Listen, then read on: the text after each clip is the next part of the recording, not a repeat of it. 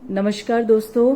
और आज मैं आपकी मुलाकात करवाऊंगी यज्ञ पांडे से। दोस्तों, यज्ञ पांडे का इंट्रोडक्शन ये है कि अम, इन्होंने एमए किया है इंग्लिश में और ग्रेजुएशन है इनका मास कम्युनिकेशन में। ये बहुत अच्छे नॉवलिस्ट हैं, दो नॉवल लिख चुके हैं और इस वक्त पब्लिकेशन का वेट कर रहे हैं। और इसके अलावा he is a very good singer, very good composer. I mean बहुत सारी क्वालिटीज़ हैं, क्रिएटिव हैं। और आज की जो कहानी है दोस्तों, पहले इन्होंने ही मुझे सजेस्ट करी कि आप ये कहानी सुनाइए, लेकिन मुझे लगा कि आप इतना अच्छा एक्सप्लेन मुझे कर रहे हो इस कहानी को, तो क्यों ना ये कहानी आज इन्हीं के मुंह से सुनी जाए। तो यज्ञ पांडे, आप कौन सी कहानी सुनाने जा रहे हैं आज मेरे दर्शकों को? आज मैं आपको एक कहानी नहीं, रादर ये बुक है ट्यूसडेज विद मॉरी। दिखाइए। This is the book. Okay, it is written by Mitch Albom. ठीक है। और ये मिच एल्बम की लाइफ की स्टोरी है, एक प्रोफेसर के बारे में उनके कहते रहते हैं। एंड आफ्टर दैट होता क्या है, जब आप कॉलेज से निकलते हैं, अपने करियर को चेज करते हैं, अपनी लाइफ को चेज करना शुरू करते हैं, समवेयर डाउन द लाइन आप खो जाते हैं उस भीड़ में, उस रैट रेस में, और ऐसी चीजें चेज करने लगते हैं जो शायद आगे जाके आपको ऐसे रियलाइज करवाती है कि हमारी लाइफ में जो प्यार था, जो रिलेशनशिप्स थे, जो कनेक्शन था, एक जो स्पिरिचुअलिटी थी, वो सब मिसिंग है। तो ये स्टोरी बेसिकली मिच एल्बम की लाइफ के बारे में है, और कैसे वो जब अपने प्रोफेसर से एक बहुत ही एक्सीडेंटल वे में मिले, वो भी 17-20 साल बाद उनसे अलग होने के, कैसे उनको अपनी लाइफ के बारे में एक नया पर्सपेक्टिव मिला इस चीज से, कैसे वो चेंज हुए। और इसको मैं आपको एक बुक स्टोरी या समरी की तरह नहीं सुनाऊंगा, मैं आपको इस बुक का एक कोर फिलॉसफी बहुत क्रक्स और बहुत ब्रीफ वे में बताऊंगा, ताकि ऑफ कोर्स ताकि आप बोर ना हो। और बिकॉज मुझे पता है आप लोग बोलती कहानियां के व्यूअर्स हैं, आपको बहुत अच्छे कंटेंट की आदत है, आपको बहुत एक्साइटिंग कंटेंट की आदत है। So yes, I would try my best not to bore any one of you. And let's begin with जो कोर है इस बुक का, वो ये है कि मिच एल्बम जो था वो अपने कॉलेज में एक बहुत डिस्टेंट सा, एक बहुत डिफरेंट सा बच्चा था, जिसके दोस्तियां करना, सोशल होना, बहुत सारी चीज़ों में उनको प्रॉब्लम होती थी, बहुत कन्फ्यूजन्स थे। एंड इवन आप जैसे कुछ व्यूअर्स हैं जो मेरी एज के हैं, जो मेरे से छोटे हैं, अब आई एम तो 23-24, I am past that age, but मेरे से छोटे जो हैं, अभी जो कॉलेज जा रहे हैं, जो पढ़ रहे हैं, उनके लिए हैं, जब आप उन लोगों के अराउंड होते हैं, बहुत सारे फैक्टर्स हो जाते हैं, बहुत सारे कन्फ्यूजन्स हो जाते हैं, किससे दोस्ती करें, कब पढ़ाई करें, आज क्या करें, कल क्या करें, कहाँ घूमने जाएं। It's a big world, right? इस बिग वर्ल्ड में sometimes if you are lucky enough, I would use the word lucky, because सबको ये गुड फॉर्च्यून नहीं मिलता of having someone, having a teacher like that, जो आपको लाइफ के बारे में ऐसे सिखाए। You have the good fortune sometimes of coming across someone like that, ऐसा इंसान जो आपको आपका हाथ पकड़ता है ऐसे कंफ्यूजन के टाइम में। और मे बी वो आपका टीचर है, मे बी वो आपके गर्लफ्रेंड बॉयफ्रेंड है, मे बी वो आपके पेरेंट्स हैं, एंड मे बी वो कोई आपका बहुत अच्छा पुराना दोस्त है या कोई नया दोस्त है। देयर कम्स अ टाइम सबकी लाइफ में जब हमें एक इंसान, ना चाहते हुए भी हमें पता होता है कि हमें किसी की ज़रूरत है, हमें कुछ चाहिए, हमें कोई चाहिए जो हमें बैठा के हमें चीज़ें बता पाए, सिखा पाए, जो हम शायद इस भागा दौड़ी में भूल रहे हैं, राइट?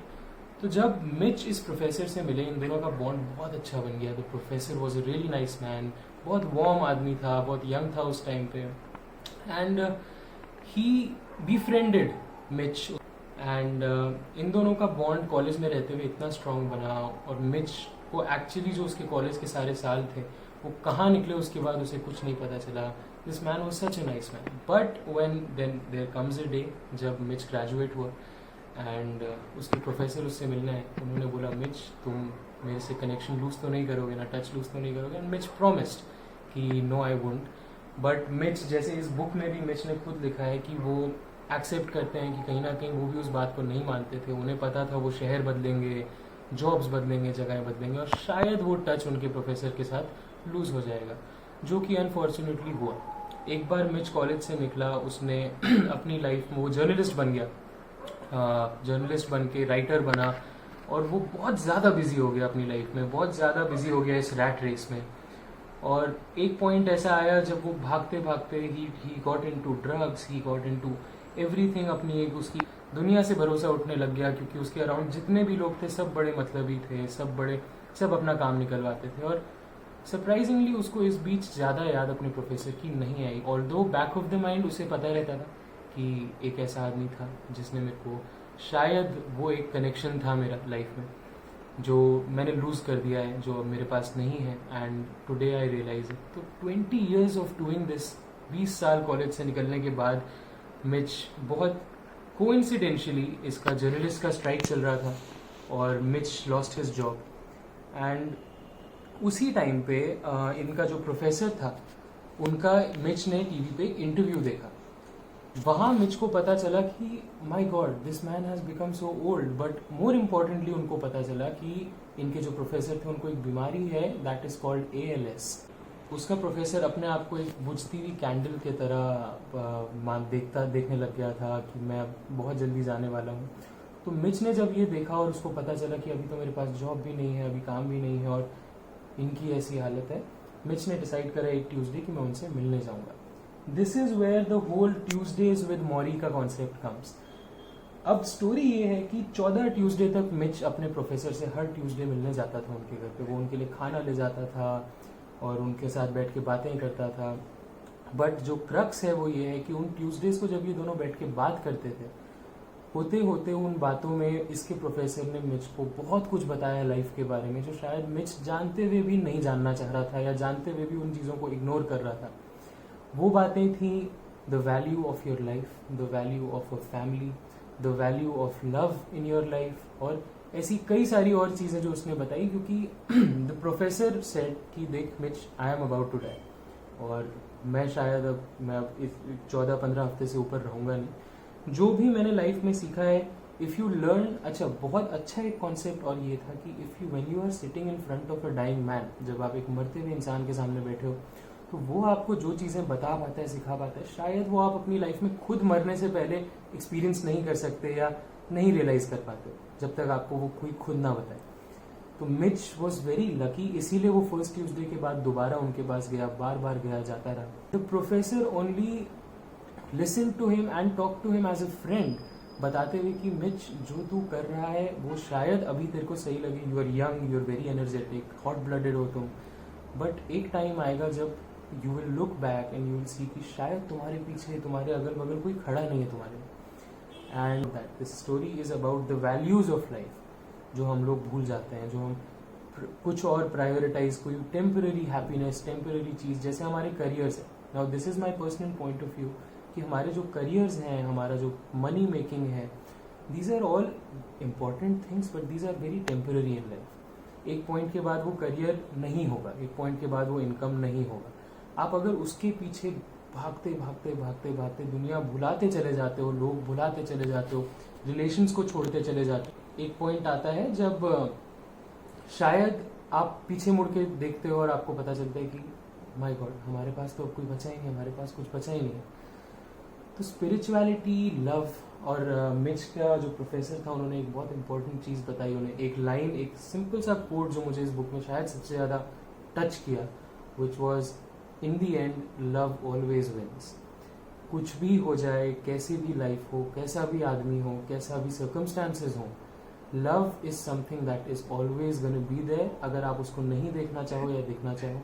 और जितने जल्दी आप लाइफ में उसे एम्ब्रेस कर लो, जितने जल्दी आप अपने एक रिलेशन को एम्ब्रेस कर लो, लाइफ में एक सपोर्ट को एम्ब्रेस कर लो और प्यार को अहमियत देने लग जाओ, उस दिन आपको रियलाइज होता है कि life is so much more better, so much more beautiful. And this is basically what the professor told him. फिर जो स्टोरी है उसमें obviously the end is not really beautiful. Professor की डेथ हो जाती है। एक दिन मिच पहुंचता है उनके घर पे और वो अपने बेड पे, he is on a ventilator, बात नहीं कर पाते हैं और सारे जितने भी बॉडीली फंक्शंस हैं वो सब खत्म हो चुके हैं, कोई कंट्रोल नहीं है उनका किसी भी चीज़ पे। He is in a vegetable state as some people call it. And yes, so the story does end there, जहाँ पे उनके प्रोफेसर की डेथ फाइनली हो जाती है। बट जो मिच एल्बम की जो लर्निंग्स हैं, so in this book we have afterword बोलते हैं, जो ऑथर क्या करता है कि जब कोई बुक पब्लिश होती है, उसके पब्लिक अगर वो बुक बहुत फेमस हो जाती है तो फॉरवर्ड की तरह एक ऑथर आफ्टर वर्ड भी लिखता है कुछ टाइम बाद, और आफ्टरवर्ड में वो अपनी 15-20 साल बाद जो फीलिंग्स हैं उस चीज़ को लेके उन्हें एक्सप्लेन करता है। तो इस आफ्टरवर्ड में मिचाल बॉम ने लिखा है कि शायद अगर मैं अपने प्रोफेसर से वो टच लूज ना करता, my life could have been so much more better, so much more different, और मुझे वो जो 20 साल सफ़र करना पड़ा अपनी लाइफ में वो शायद नहीं करना पड़ता। बट एक बहुत कॉमनली एक्सेप्टेड फैक्ट ये है कि लोग बोलते हैं there is a generation gap and you know old and young, and तुम क्या समझोगे हमारी problem. And this is not just with us, it is with the old people also. Older लोगों को लगता है कि हम ही सही हैं, यंगर लोगों को लगता है कि हम ही सही हैं। तो वो सब चीज़ें जो होती हैं कहीं ना कहीं सही होती हैं, कहीं ना कहीं एक्चुअली वो डायनामिक डिफरेंट होता है। बट कई जगहों पे you should as a 18-20 year old और even as a 50 year old have the capacity to think कि शायद ये सब चीज़ें जो हैं इसमें से क्या क्या चीज़ें सही हैं, क्या क्या चीज़ें गलत हैं, उसको डिफ्रेंशिएट करना is something that you should know, you should think. And life में कभी भी कुछ भी हो जाए, if you have to take away one thing from this video, that would be कभी भी do not give up, do not miss out on love, do not miss out on your life, and कभी भी अपने relationships को, प्यार को कभी भी for granted मत लेना। चाहे करियर कितना भी important हो, चाहे पैसा कितना भी important हो, passion कितना भी important हो, relationships को, human relationships को कभी for granted मत लेना।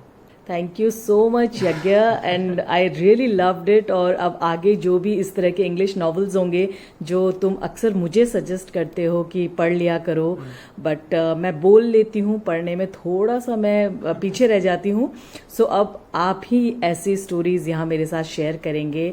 मुझे पूरी आशा है कि मेरे व्यूअर्स को ये कहानी बहुत पसंद आएगी। कहानी पसंद आने से ज़्यादा बहुत सारी शायद प्रेरणाएं देके जाएंगी, और दर्शकों को आप आखिरी में कुछ कहना चाहेंगे? गुड नाइट दोस्तों, बहुत थक गया हूँ और आई होप मैंने आपको बोर नहीं किया। आई होप बोलती कहानियां बाय ममता भट्ट का स्टैंडर्ड अभी भी मेंटेन रहेगा। अगर इस पे अच्छे रिव्यूज आते हैं, अच्छे कमेंट्स आते हैं, I will come back definitely, और मैं आपको और कहानियां सुनाऊंगा ऐसे ही। आई विल ट्राई कि नेक्स्ट टाइम मैं और बोलती कहानियां बाय ममता भट्ट साथ में बैठ के आपको ये कहानियां सुनाऊं। आमीन। Thank you so much. Thank you यज्ञ।